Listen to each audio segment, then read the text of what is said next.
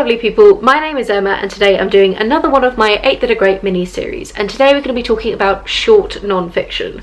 So non-fiction November is upon us. It is about 2 weeks away at time of filming, and non-fiction can quite often seem quite daunting to people, especially if you don't read much of it already, and I wanted to put together a list of books that were relatively short, that were from a variety of different subgenres of non-fiction, so that you had something that were maybe some options for you to dip your toe in if you're not a non-fiction reader, that aren't going to represent a huge commitment, because I think there definitely can be a misconception about non-fiction that they are these big chunky weighty tomes that are going to take a really long time and kind of represent a very big commitment from your reading. So all of these books are either under 250 pages or were under 10 hours when I listened to them in audiobook form.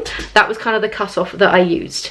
Some of them may look a little bit bigger because quite often in non-fiction there are some like notes, a bibliography, index, etc. at the end of a book, which can quite often make non-fiction look bigger and more intimidating than it actually is. So a little tip of mine if you are approaching non-fiction is do check how long the book actually is before kind of you necessarily commit to it, because often they are shorter than they look, and so what could seem very intimidating might be a solid 50 to 100 pages less than you were expecting it to be. Huge range of subgenres here today, and we're just going to jump straight in. Apologies for the background noise. My rabbit has decided that right now is an excellent time to eat the cardboard box that is down by my feet. So we're just going to roll with that. Thank you, Toaster. If you're very lucky, I may try and get her on camera towards the end of the video. That has been requested. So, on to the books, that's why we're here. The first book I have to recommend is Never Enough by Judith Grisel. This is the neuroscience and experience of addiction, and again, the subtitle is doing a lot of the work here. Judith Grisel is actually, she was previously a drug addict. She has experienced most different drugs out there. She was very much a user of all different kinds of drugs, but then when she decided to get clean, she also decided she wanted to look into why drugs are so addictive. What are they actually doing to their our neurochemistry? So she went and became like a fully qualified neuroscientist who now does a lot of work and research in that area. So this book breaks down each individual different kind of drug type and talks about what it does to the human brain and what is it that makes it so addictive and what is it like as an experience of taking it and kind of her personal experiences. So there's a little bit of a memoir touch in there, but there's also a lot of science.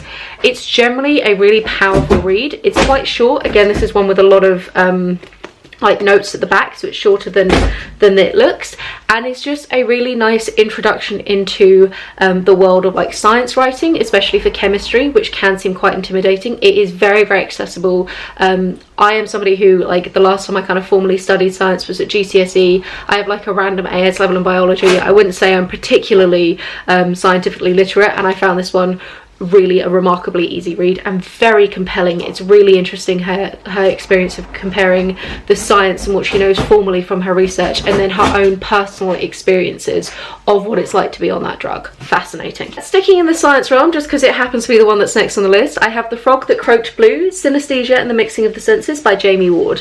So synesthesia is where, or synesthesia, depending on exactly how you're supposed to pronounce it, is where the brain kind of blends the senses. So it's people who can see colour when they hear music, maybe certain words have certain tastes, all sorts of things like that. There's lots of different kind of crossovers between them. It's really interesting. Anthony Padilla, who is on YouTube, actually just did a whole video where he sat down and talked with people who experienced synesthesia. If I can remember, I'll link it down below. That was quite an interesting watch, but this is talking about the science behind it and kind of what we know about it, and is again sort of some anecdotes from people who also have experienced it, and the process of like how we found out that it actually existed and kind of how we do science on the different senses in general. Now this book has been out for a little while. Let me find out when it was published, because I read it ages ago now. It was first published in 2008, so you are looking at 12 years ago, which means that the science has almost definitely moved on since then, and this hasn't necessarily been updated, but it is definitely a really interesting jumping off point, and I don't actually know if there are many other books about synesthesia out there, so this is a really good one. It's quite short, and again, it's a nice, interesting way of introducing yourself to science writing. The next book that we're going to be talking about is actually a long-form essay that has been turned into a book, which again is another really great way of getting into non-fiction writing if you are somebody who is kind of starting to dip their toe in. And this is a slightly more of a historical non-fiction, of which a few of them do feature on this list, and that is John Hersey's Hiroshima.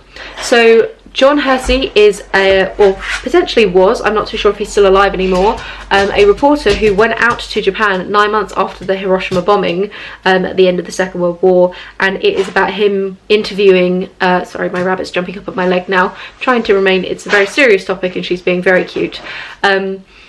It's him interviewing various survivors and kind of their experiences, and then it's also, I believe this one actually has a few other chapters added on where he went back afterwards, because the original report was in the New Yorker and it took up a full issue of it, but he has since added some chapters for this particular book. It is incredibly harrowing, incredibly intense, and very visceral as a read. I read this years ago, at least a decade ago, and it has stuck with me so much. It's such a powerful account of what this bomb did to the people of Japan, and just sort of the awe-inspiring and awesome, as in the awe part of it, power that the human beings being able to unleash this kind of devastation sort of had on the world. So very incredible, and a sort of a landmark of important non-fiction out there. The next book I'm going to be talking about is Why I'm No Longer Talking to White People About Race by Reni Eddo-Lodge. This is probably one of the longer of all the books on the list, but I do think that it is a really lovely way of being introduced to more kind of political writing and writing that is looking at social movements.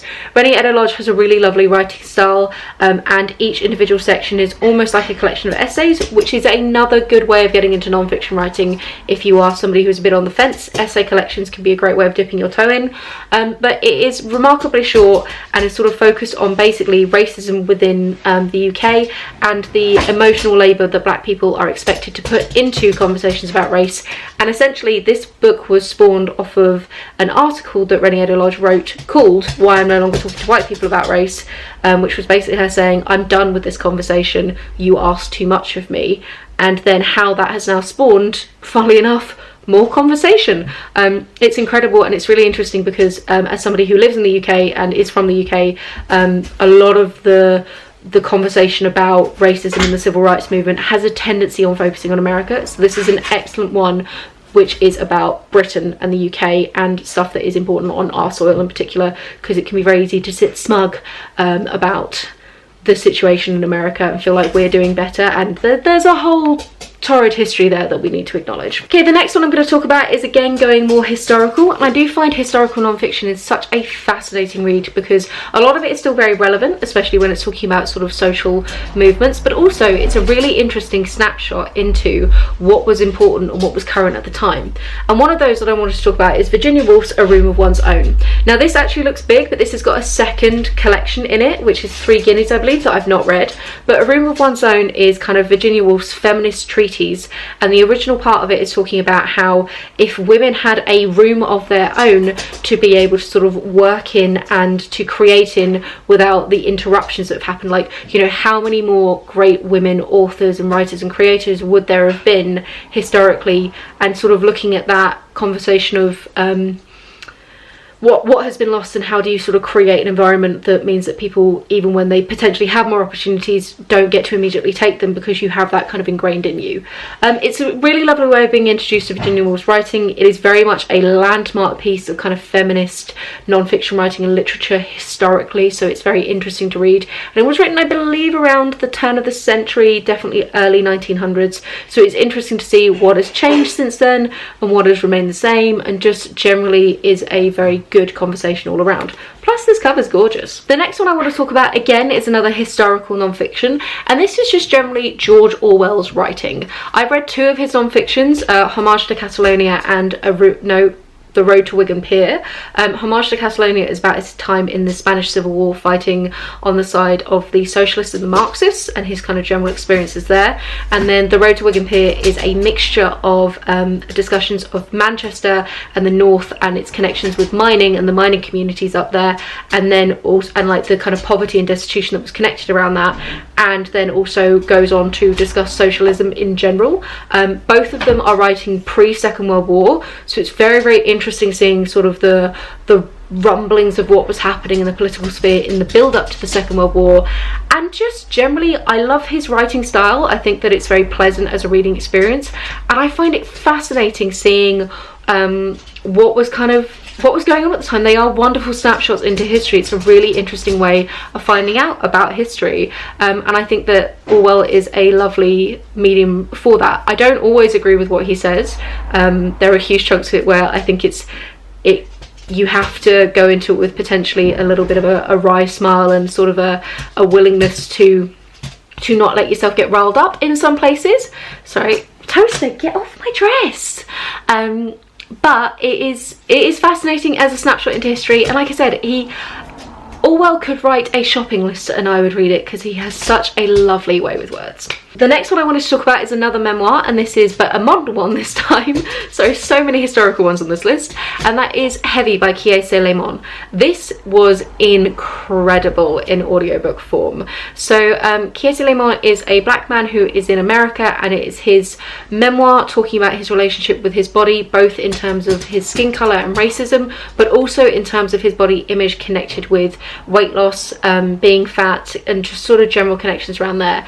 Heavy trigger warnings for a lot of stuff to do with body dysmorphia in a few different forms. He gets very into exercise at one point, and that becomes becomes very dangerous. So if you're somebody who is not comfortable with anything in that area, I would avoid this one. But his writing style, it just had such a rhythm to it that was incredible, especially in audiobook form. You could really like feel the cadence. It was almost like a kind of long form poem. It was just incredible to really feel that. And you know, it's called Heavy as a book, and it felt heavy. It felt very visceral. I've never been so aware of a writer's like body and presence when reading a book. It was really an incredible reading experience, and I'm not one who normally goes for memoirs. I normally have a fairly lukewarm response to them, but this one hit so strong. It's about him growing up and then going off to university, and actually for a lot of it is his relationship with his mother, and the book is addressed to his mother, so it's using like second person pronouns of you, but you are taking the place of his mother, which again was a really interesting writing device as part of the memoir. And the final one that I wanted to talk about is Critical by Matt Morgan. I spoke about this recently in my last video, which was about medical memoirs, and it's not my favourite of the medical memoir genre. I will link down below the video for that if you're interested in reading any medical memoirs. I have a bunch of recommendations in a general TBR. So like I said, it's not my favourite of all of them, but it is one of the shorter ones out there, and I do think as like a way of again dipping your toe into kind of science writing with more of a medical focus on like doctors kind of slant. It's quite interesting. Matt Morgan works in an IC unit, so the intensive care units, and it is a conversation about how the human body can fail in various different ways to lead you to being in an IC unit, and also some of his more personal experiences working on the front lines as such, which was very interesting as well, with the pandemic and IC units being far more of a buzzword in the news with ventilators and things like that. It was very interesting to get more of a background on like what is it actually like in one of them, how can you end up there, what does that mean to the human body. Like I said, it's shorter, it's a little thin on the ground on the memoir side of things, but if you're interested in science writing in the human body, I do think this is a great kind of starting point to jump in to if you want to find out a little bit more. Those are just like 8 short, sweet, relatively quick reads for non-fiction November, or for non-fiction in general if you're looking to where to kind of start. If you have a specific subgenre of non-fiction that you would like me to do another one of these videos for, please do let me know in the comments down below. And have any of these made their way onto your TBR? Do you have any other recommendations for short non-fiction that you think is worth giving a read of? Do let me know everything in the comments down below. Have a wonderful reading week, and I'll chat to you soon. Bye! So you've been formally requested on more videos, and you were just making a lot of noise in that one, so would you like to say hi to the people? Oi!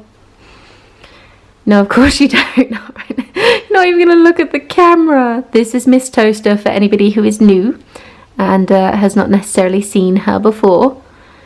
She's being a bit coy. Hello! Okay, you're going to lick your bits on camera. Should we get you like an OnlyFans? Like, is this... Well, we asked for Rabbit, and here is Rabbit. So, maybe in the next one, I'll try and I might do like another She Picks My TBR or something fairly soon, and get her on camera a little bit more. But that's who you can hear causing absolute chaos in the background of the video, shredding cardboard and making lots of noise on the wooden floor. So, have a wonderful reading week, guys. Goodbye from Miss Bun Bun.